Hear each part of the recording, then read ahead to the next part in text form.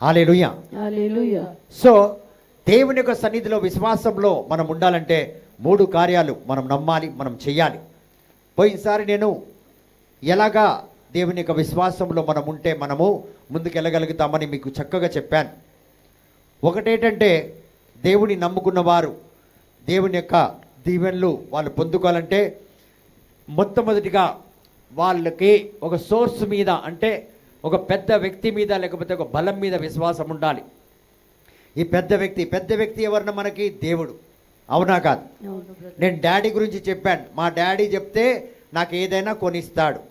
కొడుకు నమ్ముతాడు, కూతురు నమ్ముతుంది. ఎందుకంటే గతంలో డాడీ కొనిచ్చిండు కాబట్టి మనము నమ్ముతాం. సో మన దగ్గర ఒక టెస్ట్ మనీ ఉన్నది కదా, డాడీ పిలిస్తే కొనిస్తాడు, డాడీ ఇస్తానంటే ఇస్తాడు. కాబట్టి ఇక్కడ చూడండి, మళ్ళీ డాడీ ఏమన్నాడు, రేపు సైకిల్ కొట్టుకురా, అక్కడ వస్తే ఇప్పిస్తా అన్నాడు. మొట్టమొదటిగా మన డాడీ ఎవరని మనకు తెలియాలి, ఆయనకు మనకు సావాసం ఉండాలి, ఆయన చెప్పే మాట మీద మనకి నమ్మకం ఉండాలి, అవునా కాదు? ఇక్కడ మన డాడీ ఎవరు? దేవుడు. ఎవరు? కాబట్టి ఆయన చేసిన మేలులు మనకు గుర్తుండాలి. రెండోది ఏంటంటే ఇక్కడ కార్యసిద్ధి ఏంటంటే దేవుని యొక్క వాక్కు. క్యాన్సర్ని ఏది పోగొట్టింది? నా గాయాల ద్వారా మీకు స్వస్థత. సో ఇక్కడ ఒక వ్యక్తి కార్యం ఎట్లయితుందంటే దేవుని యొక్క వాక్కు ద్వారా అవుతుందని మనం నమ్మాలి.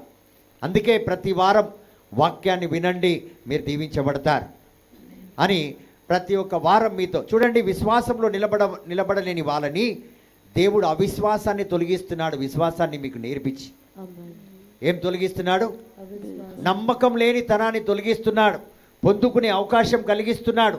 చేతులు విప్పినా రానివి మీరు చేతులు విప్పకపోయినా మీరు రాకముందే మీ ఇంట్లో ఉన్నట్టు దేవుడు చేస్తున్నాడు. మూడోది ఏముండాలంటే మొట్టమొదటిగా దేవుడు ఉన్నాడు, రెండోది తన వాక్కు ద్వారా నన్ను దీవిస్తాడు, మూడోది ఏంటంటే నేను ఆయన సన్నిధికి వెళ్ళాలి. డాడీ సైకిల్ కొట్టుకు పిలిస్తే వెళ్ళాలన్నా వద్దా? వెళ్ళకపోతే ఏమవుతుంది? సైకిలు రాదు. అదేవిధంగా మీకు వాక్కు, దేవుడు వాక్కు చేత మిమ్మల్ని దీవిస్తాడని తెలుసు, అవునా కదా సిస్టర్? అవును. తండ్రి దేవుడు ఉన్నాడని తెలుసు, కానీ మీరు వారం వదిలి 2 వారాలకు వస్తే మనకు దొరుకుతుందని కూడా తెలుసు, అవునా కాదు? అటెండెన్స్ ఎలా ఉండాలంటే ఎంత కష్టమున్నా నష్టమున్నా పరీక్ష. కోర్టు కేసు ఉంటే ఎన్ని రోజులు పిలిస్తే అన్ని రోజులు వెళ్ళాల్సిందే. వెళ్ళకపోతే మళ్ళీ వారంటీ ఇస్తారు, మళ్ళీ లోపలికి పోతాం, మళ్ళీ వేలు పెట్టుకుంటాం, మళ్ళీ వస్తాం. ఈడ కూడా అంతే, మనం కరెక్ట్గా రాకపోతే మళ్ళీ వారంటీ వస్తుంది. అంటే ఆడ సైతాన్ వస్తాడు, మళ్ళీ మనం అన్ని తిప్పలు పడాలి, మళ్ళీ ఆటోమేటిక్గా ఈడ వచ్చి కూర్చోాలి. అది జరిగే. అందుకే పోతే పోని అంట నేను, రాకపోతే రాకపోని, వచ్చిన వాళ్ళు దీవించబడితే చాలు. ఎందుకంటే పరలోకం ఒక మాట చెప్పింది, నాకు అదే తెలుసు, ఒక్క ఆత్మను రక్షిస్తే చాలన్నాడు దేవుడు. ఎన్ని ఆత్మలు? ఒకటే. పరలోకం సంతోషపడుతుందంట. Praise the Lord. కాబట్టి ప్రియమైన దేవుని బిడ్డలు, ఈ 3 మనకు చాలా ముఖ్యం. ఒకటి, మనం దేవుడిని నమ్మాలి. దేవుని వాక్కు ద్వారా దేవుడు మనకి అనేక స్వస్థతలు జరిగిందా లేదా? అది మనకు తెలుసా లేదా? ఆ సాక్ష్యం ఏంటంటే దేవుని యొక్క వాక్కు. మూడోది, మనం కార్యసిద్ధి ఉండాలి, చెయ్యాలి. ఇప్పుడు ఎంతమంది వస్తారో నాకు తెలియదు, ఎంతమంది రారు అది కూడా నాకు తెలియదు, ఎంతమంది నేను చెప్పింది విని బాగుపడతారో అది కూడా నాకు తెలియదు, తెలుసా? కానీ కూడా నా వాక్యము నేను గట్టిగానే చెప్తా, అర్సే చెప్తా, కొత్త వాక్యం తయారే చేస్తా, కొత్త పాట తయారే చేసుకుంటా. మీరు వినండి, వినకపోండి, పాట నాతో పాడండి, ప్రాక్టీస్కి రండి, రాకపోండి, నా వంతు పని నేను చేస్తా. నా దీవెన నేను ప్రతి శుక్రవారం పొందుకుంటా. హల్లెలూయా. కాబట్టి ప్రియమైన దేవుని బిడ్డలారా, మీరు వింటే ఏమి, వినకపోతే ఏమి. నేను చాలా హుషారు మనిషిని, నేను పిచ్చండి కాదు మీకు అరుస్తున్నది, నా దీవెన కోసం మీకు బోధిస్తున్నాను. ఏమంటారు సిస్టర్ జోరస్? అవునా కాదా? అవును. Praise the Lord. Praise the Lord. అందరూ చెప్తారా praise the Lord? Praise the Lord. కాబట్టి ప్రతి ఒక్కరూ యాక్షన్ తీసుకోవాలి. యాక్షన్ అంటే చేతులు లేపాలి, చెప్పాలి. ఎప్పుడైతే ఇవి చేస్తామో పరిశుద్ధాత్మ దేవుడు కార్యం చేయడానికి మీ జీవితంలో మొదలు పెడతాడు. నువ్వు అలా కూసో అలా వెళ్ళిపోతావు. నువ్వు యాక్షన్లో పాల్గొంటే మీరు దీవించబడతారు ఖచ్చితంగా. చూడండి, ఇక్కడ దేవుడి సన్నిధిలోకి ఎవరు వెళ్ళారు? మోసెస్ వెళ్ళాడు. హల్లెలూయా. హల్లెలూయా. మండుతున్న పొద దగ్గర మోసెస్ని దేవుడు పిలిచినప్పుడు వెళ్ళాడు. అయితే దేవుడు ఎక్కడికి పంపించాడు? మోసేని ఐగుప్తు దేశానికి పంపించాడు. ఐగుప్తు దేశానికి. హల్లెలూయా. హల్లెలూయా. హల్లెలూయా. హల్లెలూయా. తండ్రి దేవా వందనం. తండ్రి దేవా అయితే వందనం. మోసే ముందు ఏమొచ్చింది? ఎర్ర సముద్రం. ఏమొచ్చింది?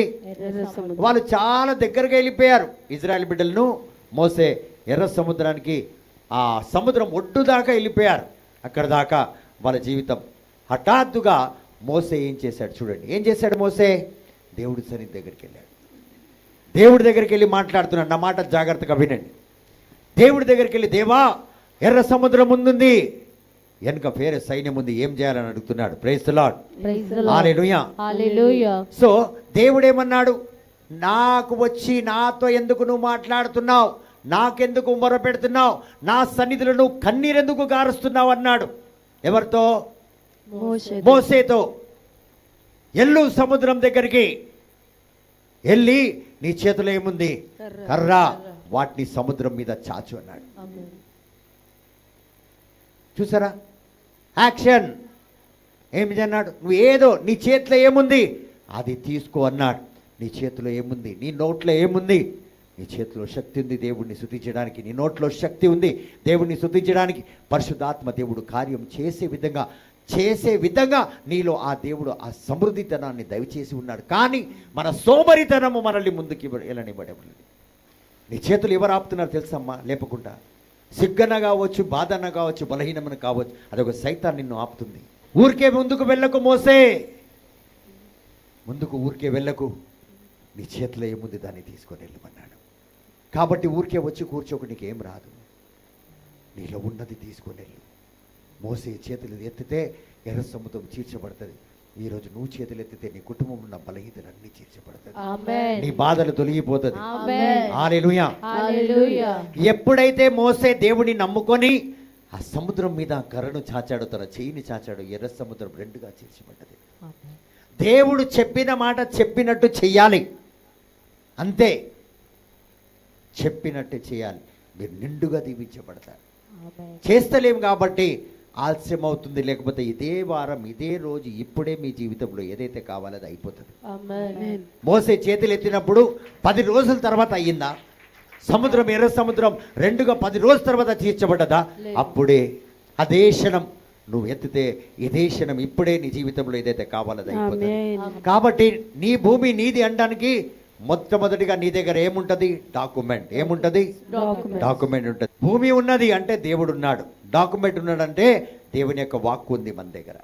భూమి ఉందంటే డాక్యుమెంట్ ఉంటుంది. అవునా కాదు? అవును. అయితే ఫస్ట్ ఏముంది? భూమి. దానికి రిజిస్ట్రేషన్ పేపర్ ఉంది. అవునా కాదు? అవును. ఫస్ట్ మనకెవరున్నాడు? దేవుడు. ఆ తర్వాత మన చేతిలో ఏముంది?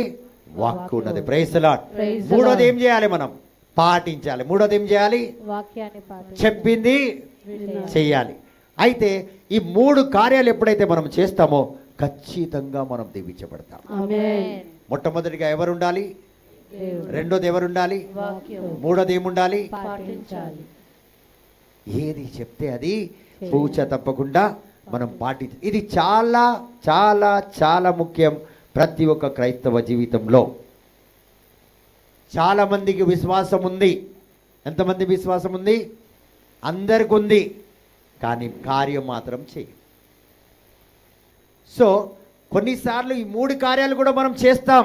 ఇప్పుడు చాలామంది అంటారు, బ్రదర్ మీరు చూస్తున్నారు కదా, నేను ప్రతి వారం వస్తున్నాను, పాడుతున్నా, చేతులు తప్పట్లు కొడుతున్నా, మీరు ఆమెనంటే ఆమేన్. ఆమెనంటున్నా, మీరు నిద్రపోయినప్పుడల్లా లేపితే లేస్తున్నా. Praise the Lord. Praise the Lord. ఈ 3 కార్యాలు బాగా చేస్తున్నాం. కానీ మనసులో ఏదో గుసగుస, ఏదో మనసులో బలహీనం, ఏదో మనసులో ఆలోచన, ఏదో ఒకటి మనల్ని పట్టుకొని పీడిస్తుంది. ఏదో పట్టుకొని మనల్ని మనసులో పీడిస్తూ ఉంటుంది. Praise the lord. సో వారిని మనం అడిగితే, ఏమమ్మా మరి అన్ని విధాలుగా అన్ని కార్యాలు చేస్తున్నావు, ఏం చూస్తున్నావు అంటే, నాకు తెలియదు, నేనేం ఆలోచిస్తున్నాను, నాకే అర్థమైతలేదంటారు. మీరు కూర్చొని ఆలోచిస్తూ ఉంటారు.